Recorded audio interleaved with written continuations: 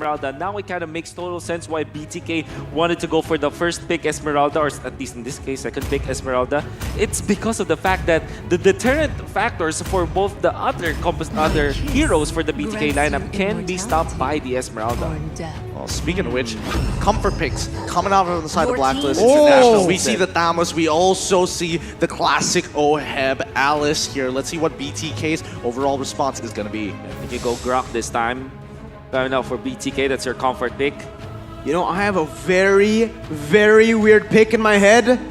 Atlas. Ooh, Atlas? Is it going to be worth it this time around? I'm not 100% sure, but here we go. It's going to be Matilda instead that has been left wide open since the beginning of time. At the very least, now they have guaranteed ways to at least knock Oh My Venus out of the real world manipulation. Oh my god, the draft has been set by both of the teams right now. Give us your predictions, man. Let us know in the chat right now. Is it going to be Blacklist International or BTK?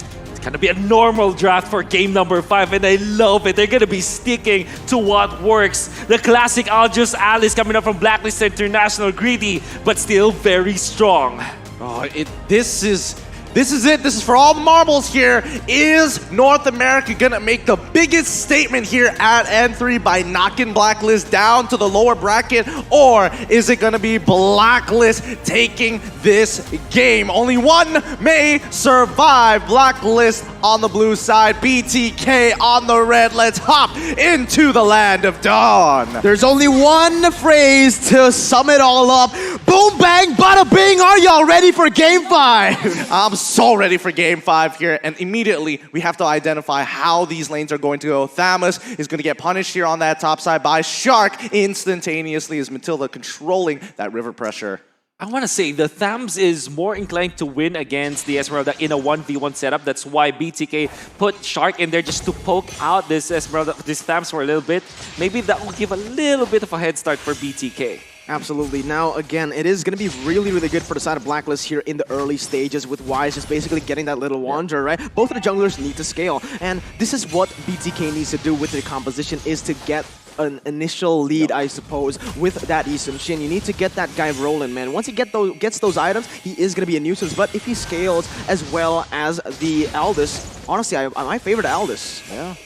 And one thing I do like about Blacklist International, this Ruby Eve combination. I love this because you always set up for the real world manipulation. And as a position 5 Ruby, you're just required to just dish out the crowd control and not much about the damage, and have the damage department be covered by the Eve. So it makes total sense to me, especially because what Blacklist International wants to do is just to drag out the game long enough for both the stacking or infinitely scaling heroes like the Aldous and the Alice will be strong in the late game. Yeah, I mean, this is the most standard meta game we've seen from either one of these sides. Very familiar, especially to the NPL regions, who overall generally hover around a lot of these heroes here. Now, BTK immediately moving in towards that top side jungle. So far, the level 4s are getting hit by both junglers at this point of time. Turtle's coming up in about 5 seconds or so. Now, rather slow, but Oh My Venus now getting punished here. Moba Zane getting very close to getting some good damage and maybe even first blood. Honestly, that was really good setup for the side of BTK. They go in for the trade. You can see actually that was really well coordinated. Yep. They were going for the camp in that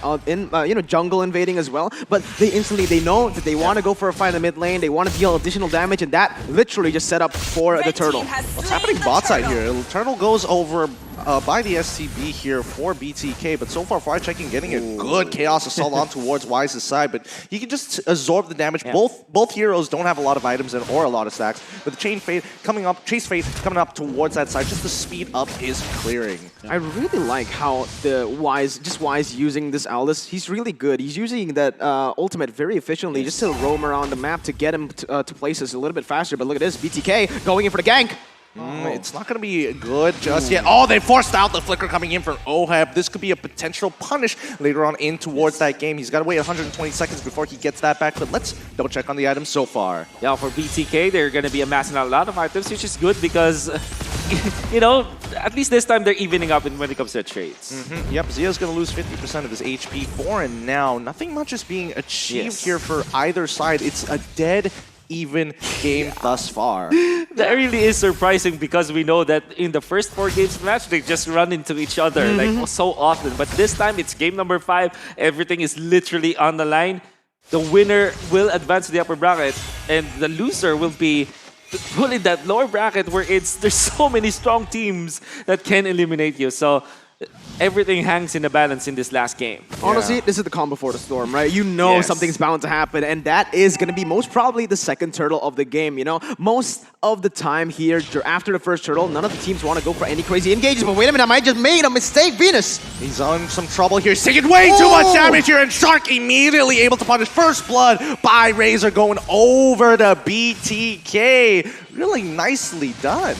That was beautiful again. Beautiful. And then Zia even held on to the real world manipulation. Oh, sorry, in the meta, there's like, because he knows that they want to control this turtle area after the fight. So BTK really managing their resources well. Look, BTK, they're looking so warmed up right now. They're working like a well-oiled machine. You can definitely see that they're, you know, stuttering here and there during the earlier stages of the game against Blacklist International, but I feel like they've really found their own momentum and really oiled up the gears. Absolutely, man. The thing is, for the side of BTK, they're just really good at these prolonged fights, and that's exactly what they want to keep on doing. Just look for these crazy skirmishes on all across the board, and this is most probably what they're baiting in to do right here.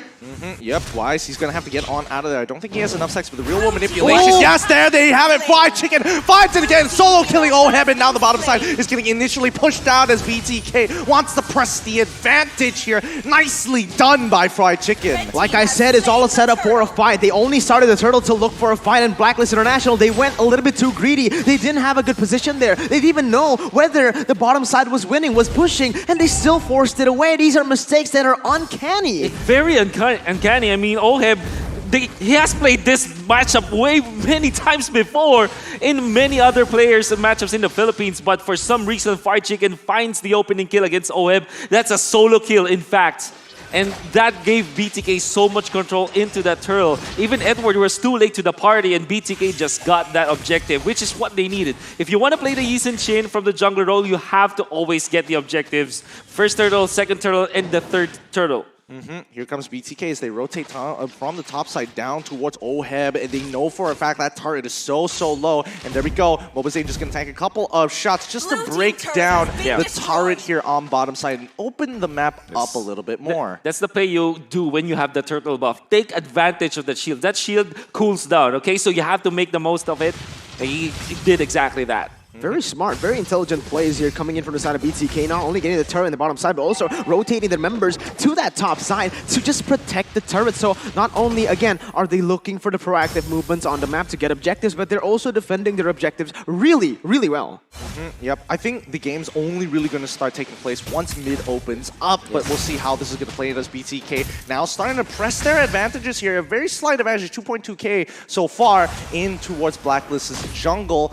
Slowly but surely, they just have to push and pull until somebody makes that mistake. Feather Airstrike does come up. Haji isn't going to force any situation right now. His top side might be in a little bit of trouble. Majority of the BTK members just hovering for priority over this turtle. Well, Blacklist International is giving Oheb the double lane treatment, wherein you also get the mid lane, some of the mid lane minions, as well as your own lane, the gold lane minions. In fact, for this Alice, this is because you need recovery. And maybe for the next purple buff, they are going to give it to the Alice so that at least they can fight in this turtle. However, they might be too late. Oh, again, they're just so clean with these engages, with these setups. And look at the top side. Top side, Edward, he might be in some trouble here as Victor has already initiated on top of him. Fried Chicken came in a little later to disregard what Edward had to make in terms of his statement, but so far, BTK and as well as Blacklist International, BTK is posing questions and Blacklist International hasn't necessarily put up answers just yet. They're just avoiding these questions. The switch has been flipped. Blacklist International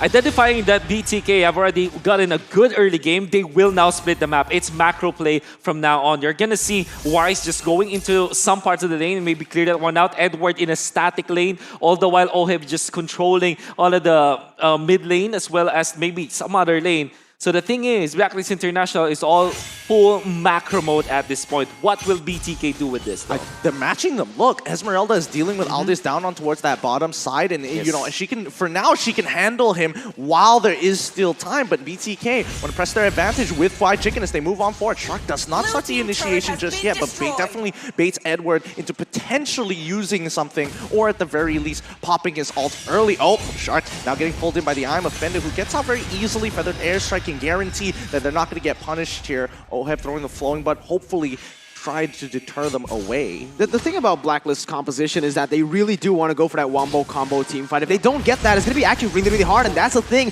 with the Yi Sun-shin. It's really good. Not only do you have that unstoppable dash, but you also have another option. You can take that guiding win. Yeah, the thing with Blacklist International is they went for the Aldous and the Alice, and this is as greedy as it sounds, right? Everybody needs those stacks. So in both OHEB as well as Wise, they have that passive component wherein they need time, they need gold and XP. Speaking of which, Feather Airstrike already coming out as Mobazane gets right into the chain fate, does not work. I'm Offended comes on through, but here it comes. Real wall manipulation, and OHEB's doing a great job at cutting the members down of BTK. It's a 2-for-1 trade so far, but now Victor all by himself. Edward is coming in to say hello to the situation as Oh My Venus manages to get on out of there with a quick flicker. But look, Fried Chicken on that top side. You may have one extra kill, but I got another turret right under their noses. Wait, hold up! Victor manages to pick off Oh My Venus down on the bottom side of the map. Now they have a very clear advantage. Edward holding on strong as Fried Chicken can easily win this, but he has to time it well. Flickers out of the situation as Edward already using his Molten Slice and as a Vengeance at the same time. Oh, Mobazane covers everybody, dropping down his Alta Mountain Shocker to give them vision. All right, again, I want to emphasize this. Blacklist International, their composition relies heavily on the full 5v5 combo wombos. And as you can see, sure, they got the initial victory in that team fight, but it's all for not OHEB.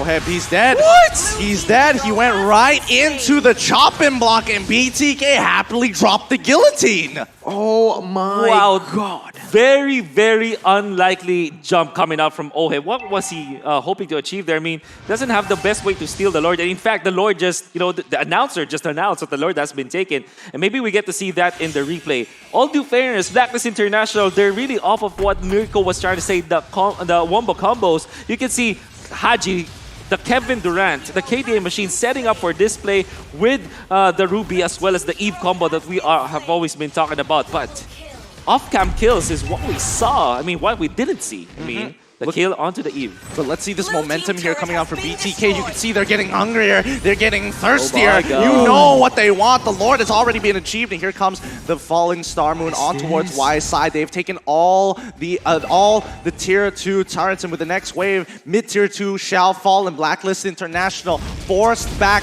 a 6K goal lead for BTK. Is this huge or what? As Haji goes into the middle of the fight, Victor is able to hold on strong. Feathered Airstrike. More than enough damage. Falling Star Moon to secure the kill. He trades his life, but he doesn't care about it anymore as they will open up the inhibitors here. BTK open up the top side already. Blacklist International running out of time. Oh, crazy as it sounds, BTK just off of their confidence in that play. I mean, Victor, he knows that the rest of his team can just take a better trade. For example, yes, they did die on their Expedite in exchange for a Ruby, but they were able to get a kill, a turret down up top. So this is BTK getting an inhibitor 11 minutes into this game. These are the things that Blacklist does to other teams, and BTK, they're doing it to them. What is going on, man? M3 has literally been just flipped over its head, and we are seeing that BTK again. I want to emphasize this one more time.